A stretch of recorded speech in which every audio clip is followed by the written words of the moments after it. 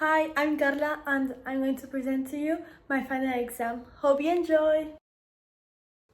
As a context, I am the director of a public primary school situated in a fast-growing rural area in Murcia. Each year, we welcome more students. Therefore, the students-teacher ratio has become completely unbalanced. The school cannot keep up with its rapid growth and nor with the technology advances. There is a rich range of cultures which increases as years go by, with a prominent presence of students from Africa and Eastern Europe. The socioeconomic status in this area is moderate to low, making residents more vulnerable in all aspects. Inserting this prompt led me to the following analysis.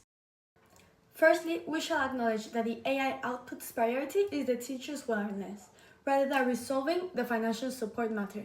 The main address of an inclusive learning it always starts up with a curated plan and reducing at the same time staff's workload.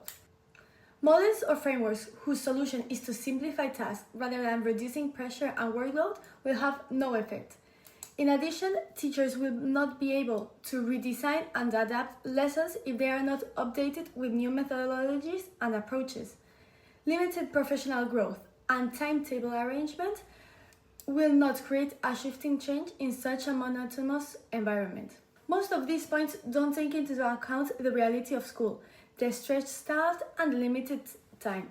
However, they can foster a near relation among staff and students, gaining each other's trust and empathy.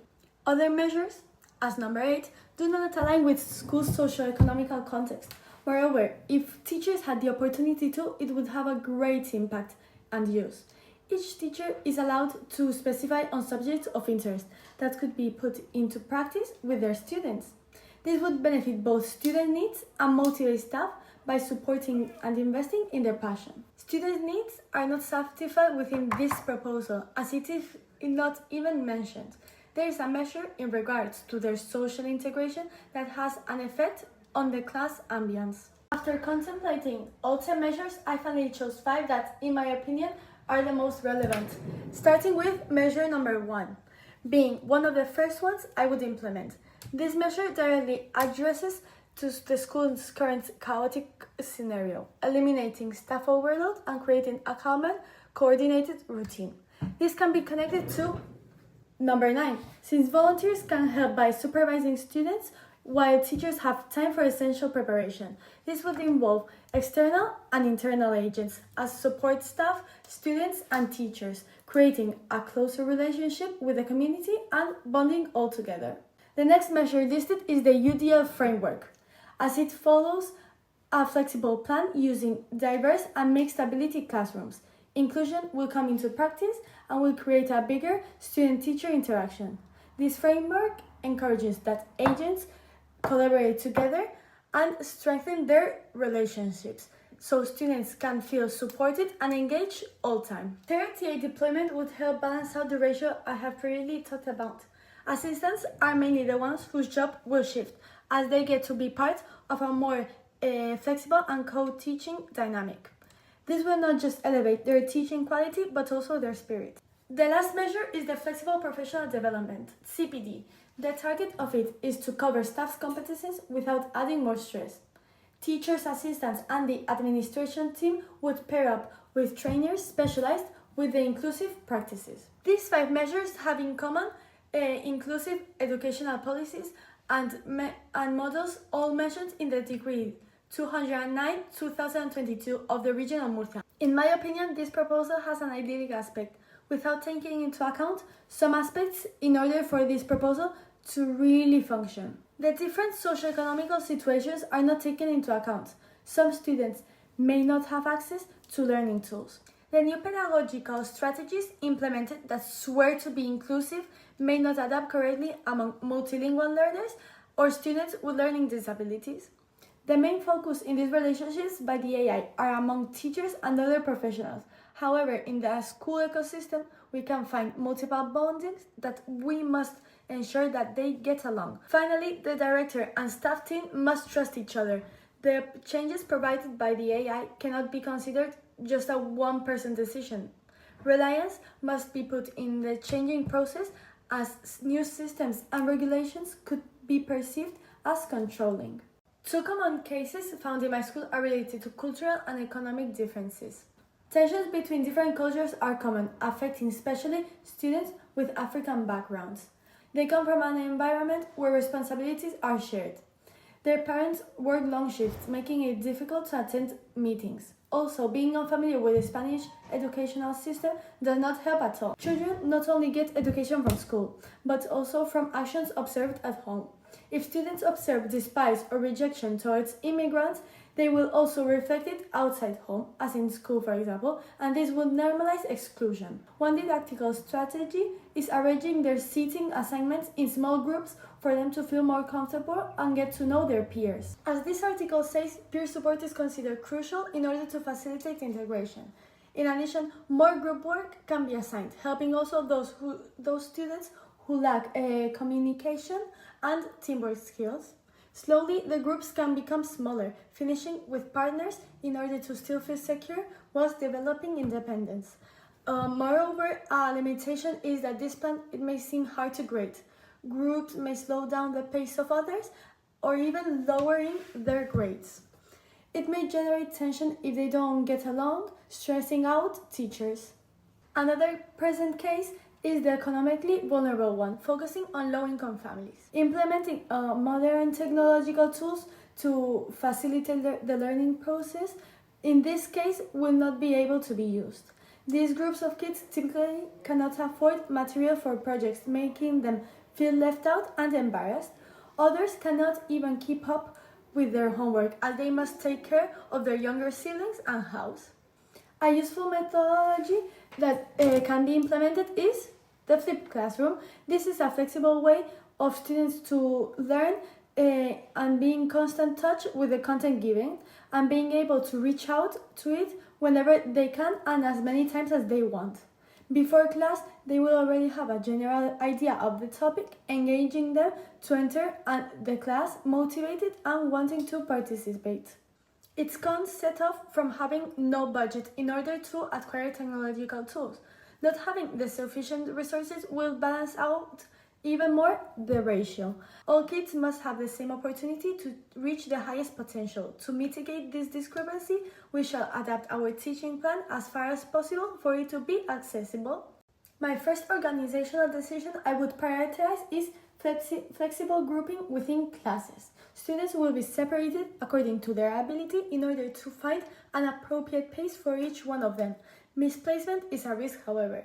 This may feel chaotic, creating a difficulty recording assessment and leading to hidden streaming, resulting to unfairness. Dividing students in small groups supports inclusion, targets pupils' specific needs, and rejects the formation of strong or weak classes. Another risk is that gifted students could be slowed down and lower achieving students may struggle. The teacher-student relationship will change as the teacher will turn from a lecturer into a mentor, getting to know their pupils better and having a closer collaboration. An unexpected consequence is that the separating friendships may lead to tension and uncomfortability, increasing conflict. Students may feel insecure without their friends' support if they coincide with someone that they dislike. The next crucial decision I would establish is a coexistence framework with a strict follow-up.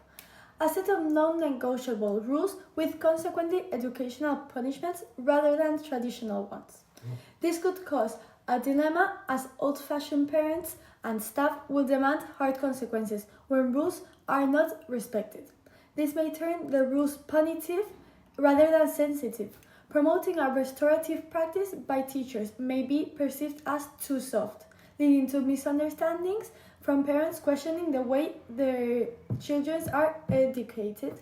We must find a balance between inclusion and discipline. No consistency will turn the framework into a weak and useless system, increasing behavioral problems. A large number of punishments will also increase the number of work for the school staff. My last decision will be related to scheduling. I am not going to stick with just one of the types, as I think we should put some of them into practice and later choose which one fits better in the school. The timetable shall not be kept in the traditional format, but it should be slightly modified in order to not disturb routines. Parents and staff may see this change unnecessary, as their thoughts of timetables is that it doesn't have nothing to do with the learning process. However, we must make these changes to free up some time. A disadvantage is that reducing teachers' shared space time can also lead to an increase of conflicts and no connection with pupils. Structures and 90-minute blocks with 30 minutes of recovery can be beneficial for teachers, having their time to plan and coordinate, but negative for students if they don't know how to manage their time.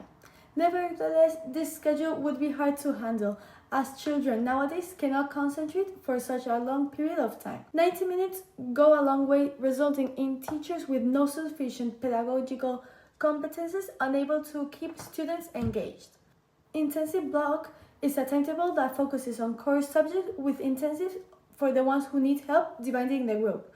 There would also be shorter periods for other electives, and student-teacher ratio would ameliorate. Parallel blocks could also work as the subjects are divided in two blocks, a large group and a short group. This creates extension periods where intervention can occur, preventing it from being pulled out during the instructional classes, and targeting different aspects and personalizing the period. My approach as a leader has a huge influence on the school's trajectory, and I think a transformational style would suit the best. I am fully committed by constantly working with the staff, always appreciating their points of view. Emotional climate must be revitalized, as it is not only about how to manage a school, but also about re-engaging fatigued staff and having students receive the best educational experience. To do this, I shall build trust, strengthen the relationships, and provide a stable structure. Changes must be taken seriously and followed with a strict adherence. Being completely honest, I think the grade I deserve is an 8 or a 9, as I have attended class habitually and completed all the tests required. My participation was also consistent, especially in diversity class, as I found the topics really interesting and meaningful. Before this course, I was not aware of how important organization was, being the base of the emotional environment.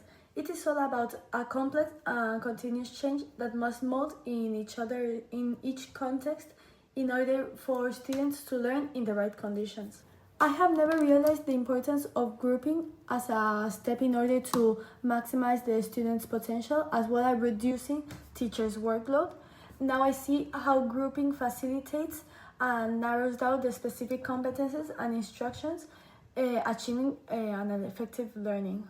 In this course, I have learned that it is not sufficient just to be conscious of all the diverse profiles, but you should know how to connect with them, as each kid is different and unique. Yes, now I understand the urgency attending diversity has, as it is key in order for children to have a good school experience as well as enhancing their academic growth. Being a teacher is not just about teaching children or correcting exams, but there is a huge world behind every small detail, encountering inclusion, diversity, and organization that we need to take into account in order to provide what is needed.